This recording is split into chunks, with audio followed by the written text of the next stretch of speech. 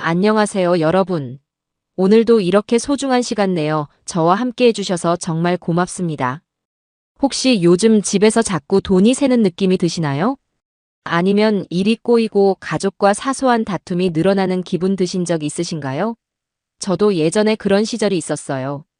뭔가 집안 분위기가 무겁고 돈은 들어오는 것보다 나가는 게 많고 별것 아닌 일로도 가족끼리 신경이 날카로워지는 그런 날들 말이에요.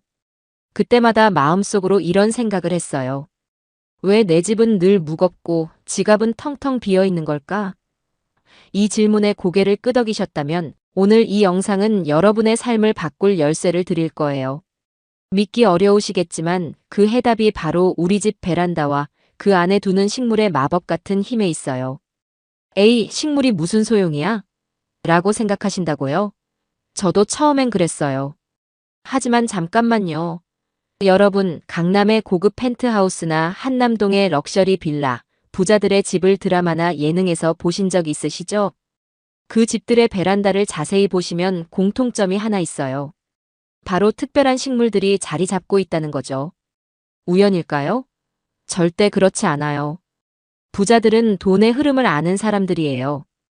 그들이 베란다에 신경 쓰고 특별한 식물을 정성스럽게 키우는 데는 다 이유가 있는 거예요. 그런데 이게 단순히 장식용이 아니라는 걸 아시나요? 풍수지리학에서는 베란다를 집 안으로 들어오는 기운의 첫 번째 관문이라고 해요.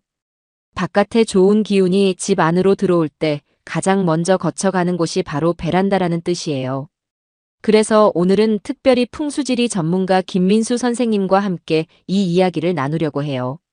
김 선생님은 20년 넘게 풍수로 부자들의 집을 컨설팅하면서 쌓아온 비밀 노하우를 가지고 계세요.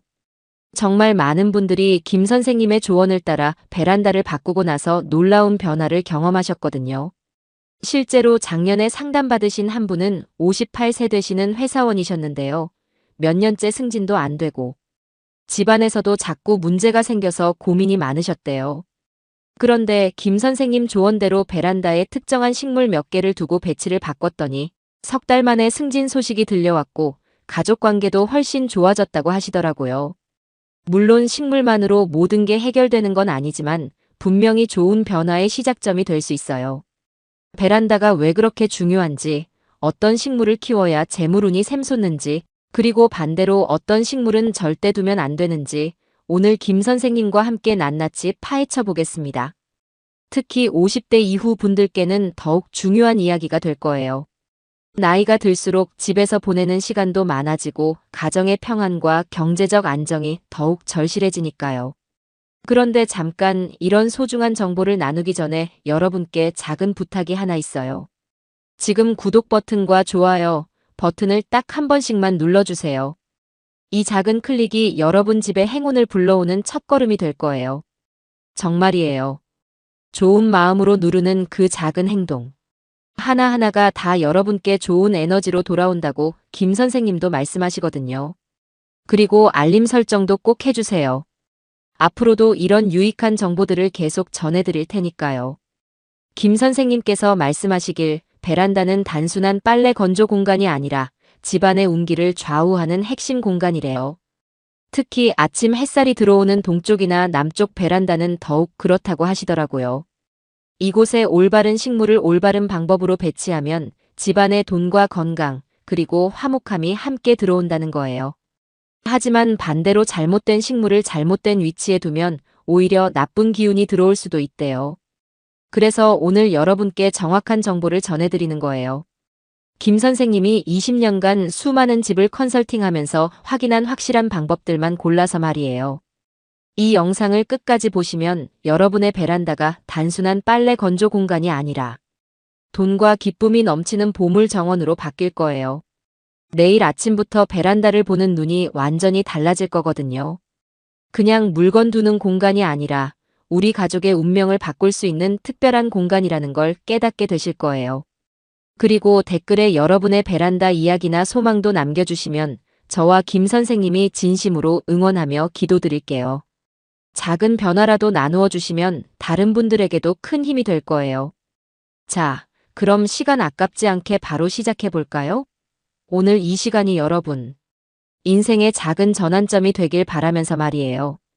그럼 이제 김 선생님과 함께 본격적으로 베란다의 비밀을 파헤쳐 보겠습니다. 김 선생님, 베란다가 왜 그렇게 중요한 건가요? 저를 포함해서 많은 분들이 베란다를 그냥 빨래 널거나 화분 두는 공간 정도로만 생각하고 있거든요. 김 선생님께서 웃으시면서 말씀하시길 많은 분들이 그렇게 생각하시는 게 당연하다고 하세요. 하지만 풍수지리에서 베란다는 집의 숨통이래요. 집 안과 바깥의 기운이 만나는 접점, 즉 에너지의 관문이라는 거죠. 사람으로 치면 얼굴과 같다고 하시더라고요. 얼굴이 생기 없으면 첫인상이 어두워지듯이 베란다가 어수선하면 돈과 행복이 들어올 길이 막힌다는 거예요. 특히 요즘 같은 아파트 생활에서는 베란다가 더욱 중요하다고 하시네요. 예전에 단독주택에서 살 때는 마당이 있어서 기운의 순환이 자연스러웠는데 지금은 베란다가 그 역할을 대신하고 있다는 거예요. 그래서 베란다를 어떻게 관리하느냐가 집안 전체의 운기를 좌우한다고 하시더라고요. 김 선생님이 20년간 고소득 가정의 집을 다니면서 발견한 건 부자들의 베란다는 예외 없이 생기 있고 정리된 공간이라는 점이래요. 우연이 아니라는 거죠. 실제로 연봉 억대를 넘는 분들의 집을 가보면 베란다에 항상 싱싱한 식물들이 있고 햇빛이 잘 들어오도록 정리되어 있다고 하시더라고요. 풍수에서 베란다가 하는 세 가지 중요한 역할이 있다고 하시는데요. 첫 번째는 재물운의 입구예요. 돈과 기회가 들어오는 첫 번째 통로라는 거죠. 이곳이 막히면 돈도 막힌다고 하시더라고요. 김 선생님께서 경험하신 사례 중에는 베란다를 정리하고 나서 갑자기 새로운 사업 기회가 들어온 분도 계시다고 해요. 두 번째는 기운의 정화 필터 역할이래요. 햇빛과 식물이 나쁜 기운을 걸러내고 좋은 기운을 증폭시킨다는 거예요. 특히 아침 햇살이 들어오는 동쪽 베란다는 새로운 시작과 희망의 에너지를 가져다 준다고 하시네요. 세 번째는 심리적 힐링 공간으로서의 역할이고요. 초록 식물이 스트레스를 줄이고 희망을 심어준다고 하시더라고요. 정말 놀라웠어요. 베란다가 이렇게 중요한 줄 몰랐거든요. 그럼 어떤 식물을 두느냐가 정말 핵심이겠네요. 김 선생님께서 맞다고 하시면서 잘못된 식물은 기운을 흐리고 올바른 식물은 돈과 행복을 끌어온다고 하시더라고요. 그래서 먼저 절대 베란다에 두면 안 되는 식물 5가지를 알려주신다고 하세요. 첫 번째는 가시 선인장이에요. 선인장은 관리도 쉽고 인기도 많지만 풍수에서는 살의 기운을 뿜어낸다고 해요. 가시가 좋은 기운을 찔러서 막는다는 거죠. 김 선생님 고객 중 한 분은 베란다에 큰 선인장을 여러 개 두었다가 집에서 자꾸 전자제품이 고장나고 가족들끼리 말다툼이 늘었다고 하시더라고요. 선인장을 치우고 나서야 집안 분위기가 좋아졌다고 하시네요. 만약 선인장을 정말 좋아하신다면 현관이나 창가가 아닌 실내 구석진 곳에 작은 것 하나 정도만 두라고 조언해 주시네요. 두 번째는 덩굴식물이에요. 아이비나 포토스 같은 식물들 말이에요. 덩굴식물은 예쁘긴 하지만 기운을 얽히게 한다고 해요.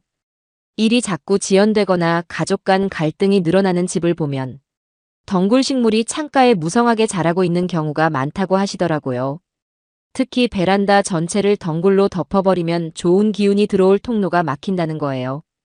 김 선생님 컨설팅 사례 중에는 아이비를 정리하고 나서 지연되던 계약이 성사된 분도 계시대요. 해결책은 장식용으로 벽 한쪽에 소량만 두는 거래요. 세 번째는 향이 강한 식물들이에요. 라벤더나 민트, 로즈마리 같은 식물들 말이죠. 향기로운 식물은 기분을 좋게 해주지만 너무 강한 향은 기운을 흩뜨린다고 해요. 돈이 머무르지 않고 날아간다는 거죠. 특히 베란다에 향이 강한 식물을 여러 개 모아두면 안 된다고 하시더라고요. 베란다 바깥쪽에 소량만 두고 여러 개를 한꺼번에 키우지 말라고 하시네요. 네 번째는 시들거나 마른 식물이에요. 죽은 식물은 죽은 기운을 뿜어낸다고 해요. 베란다에 방치된 마른 화분은 집 전체를 무겁게 만든다는 거죠. 김 선생님께서 많은 집을 다니시면서 보신 건 경제적으로 어려운 집일수록 베란다에 죽은 식물들이 많이 있다는 거예요. 언젠간 살아나겠지 아까워서 못 버리겠다라는 마음은 이해하지만 과감히 정리해야 새 기운이 들어올 공간이 생긴다고 하시더라고요. 다섯 번째는 물이 썩는 화분이에요. 썩은 물은 재물운의 정체를 상징한다고 해요. 돈이 들어오지 않고 지출만 늘어난다는 거죠. 특히 화분 받침에 고인 물을 그대로 두거나 물 빠짐이 안 되는 화분을 사용하면 안 된다고 하시네요. 물 빠짐을 항상 체크하고 화분 받침은 깨끗이 관리하라고 조언해 주시더라고요. 정말 이렇게나 신경 써야 할 게 많았네요. 지금 당장 베란다 점검하러 가고 싶을 정도예요. 그럼 이제 반대로 부자들이 베란다에 꼭 두는 식물들을 알려달라고 부탁드렸어요. 김 선생님께서 좋아하시면서 부자들의 집을 컨설팅하며 발견한 돈과 복을 부르는 3가지 식물을 알려주신다고 하세요. 어렵지 않고 누구나 쉽게 시작할 수 있는 식물들이래요. 첫 번째는 황금죽이에요. 황금죽은 이름처럼 황금 기운을 끌어온다고 해요. 위로 뻗는 줄기가 재물운을 상승시킨다는 거죠. 특히 남쪽이나 동쪽 베란다에 두면 효과가 배가 된다고 하시더라고요. 물을 자주 주고 창문을 열어 기운을 순환시키라고 하시네요. 김 선생님 고객 중 한 분은 황금죽을 베란다에 두고 정성껏 키우기 시작한 뒤로 투자 수익이 눈에 띄게 늘었다고 감사 인사를 전해왔다고 해요. 특별한 팁으로는 베란다 왼쪽 모서리에 두면 돈이 더 잘 들어온다고 하시네요. 두 번째는 팔손이에요. 팔손이는 넓은 잎이 복을 감싸 안는다고 해요. 가족 간 화목과 안정된 기운을 준다는 거죠. 특히 서쪽 베란다에 두면 갈등이 줄고 돈이 차곡차곡 쌓인다고 하시더라고요. 관리도 쉬워서 초보자도 문제 없다고 하시네요. 한 가정은 팔손이를 두고 나서 10대 자녀들과 대화가 부드러워지고 집안 분위기가 훨씬 좋아졌다고 하시더라고요. 팔손이의 잎이 클수록 더 좋다고 하시네요. 세 번째는 녹보수예요. 녹보수는 두툼한 잎이 돈을 모으는 에너지를 상징한다고 해요. 정체된 금전운을 뚫어주는 식물이라는 거죠. 남쪽 창가에 두고 잎의 먼지를 정성껏 닦아주라고 하시는데 그게 돈을 다듬는 일이라고 하시네요. 김 선생님께서 강조하시는 꿀팁으로는 화분 아래에 금색 장식이나 예쁜 조약돌을 깔면 재물운이 더 강해진다고 하시더라고요. 이 식물들 정말 간단하면서도 강력하네요. 근처 꽃집에서도 쉽게 구할 수 있을 것 같고요. 김 선생님께서도 그렇다고 하시면서 중요한 건 정성이라고 하시더라고요. 비싼 화분이나 특별한 도구가 필요한 게 아니라 매일 조금씩이라도 관심을 갖고 돌봐주는 마음이 가장 중요하다고 하시네요. 식물도 사람처럼 사랑받는 걸 안다고 정성껏 키우면 그 정성만큼 좋은 기운을 돌려준다고 하시더라고요. 김 선생님, 오늘 정말 놀라운 비밀을 배웠어요. 베란다가 이렇게 돈과 행복의 열쇠였다니 정말 상상도 못했거든요. 이렇게 간단한 방법으로 우리 집 운기를 바꿀 수 있다는 게 신기해요. 김 선생님께서 맞다고 하시면서 베란다는 단순한 공간이 아니라 재물과 기쁨의 천문이라고 다시 한번 강조해 주시네요. 선인장, 덩굴식물, 시든 화분은 과감히 정리하고 황금죽, 팔손이, 녹보수로 새 기운을 채워보라고 하시더라고요. 작은 변화가 큰 행운을 부른다는 말씀이 정말 마음에 와 닿아요. 사실 저도 처음에는 반신반의했어요. 식물 몇 개로 정말 인생이 바뀔 수 있을까 하고 말이에요. 하지만 김 선생님께서 20년간 수많은 집을 컨설팅하시면서 직접 확인하신 결과들을 들으니까 정말 믿음이 가더라고요. 특히 실제 사례들을 들려주시니까 더욱 확신이 섰어요. 김 선생님께서 추가로 말씀해 주신 게 있어요. 많은 분들이 베란다 정리를 시작하고 나서 보통 2~3달 정도 지나면 눈에 띄는 변화를 경험하신다는 거예요. 처음에는 집안 분위기가 밝아지고 그 다음에는 가족 간 대화가 늘어나고 마지막에는 경제적인 변화까지 찾아온다고 하시더라고요. 물론 개인차는 있겠지만 분명한 건 긍정적인 변화가 있다는 거예요. 그런데 가장 중요한 건 뭐냐면 이런 변화가 하루아침에 일어나는 게 아니라는 거예요. 김 선생님께서도 강조하시길 식물을 키우는 것처럼 인내심을 갖고 꾸준히 관리해야 한다고 하시더라고요.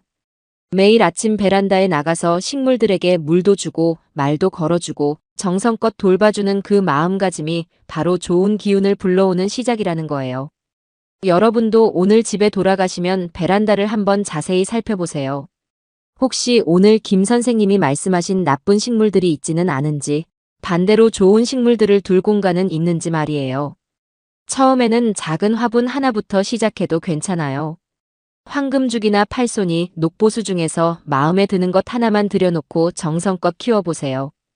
김 선생님께서 실용적인 조언도 해주셨어요. 베란다 정리를 시작할 때는 먼저 불필요한 물건들부터 치우라고 하시더라고요. 오래된 화분, 사용하지 않는 도구들, 쌓여있는 박스들 말이에요. 공간이 깔끔해져야 좋은 기운이 들어올 자리가 생긴다는 거죠. 그리고 청소를 할 때는 구석구석 먼지까지 깨끗이 닦아내라고 하시네요. 특히 베란다 바닥과 창문 청소가 중요하다고 하시더라고요. 바닥은 우리가 딛고 서는 기반이니까 항상 깨끗하게 유지해야 하고, 창문은 기운이 드나드는 통로니까 투명하게 관리해야 한다는 거예요. 이런 기본적인 것들부터 차근차근 해나가면 식물을 들여놓았을 때 효과가 배가 된다고 하시네요. 김 선생님께서 마지막으로 당부하신 말씀이 있어요. 식물을 키우면서 가장 중요한 건 마음가짐이라는 거예요. 돈이 들어왔으면 좋겠다. 우리 가족이 건강했으면 좋겠다는 간절한 마음으로 식물을 돌보라고 하시더라고요. 그 마음이 식물을 통해 우주로 전달되고 결국 좋은 결과로 돌아온다는 거예요. 그리고 혼자서만 하지 말고 가족과 함께 하라고도 하시네요. 특히 손자, 손녀가 있으신 분들은 아이들과 함께 식물을 키우면서 자연스럽게 생명의 소중함도 가르쳐주고 가족 간의 유대감도 깊어질 수 있다고 하시더라고요. 일석이조인 셈이죠. 또 하나 중요한 건 너무 욕심내지 말라는 거예요. 처음부터 베란다를 식물원처럼 만들려고 하지 말고 하나씩 차근차근 늘려가라고 하시네요. 식물도 서로 조화를 이뤄야 하는데 너무 많으면 오히려 기운이 산만해질 수 있다고 하시더라고요.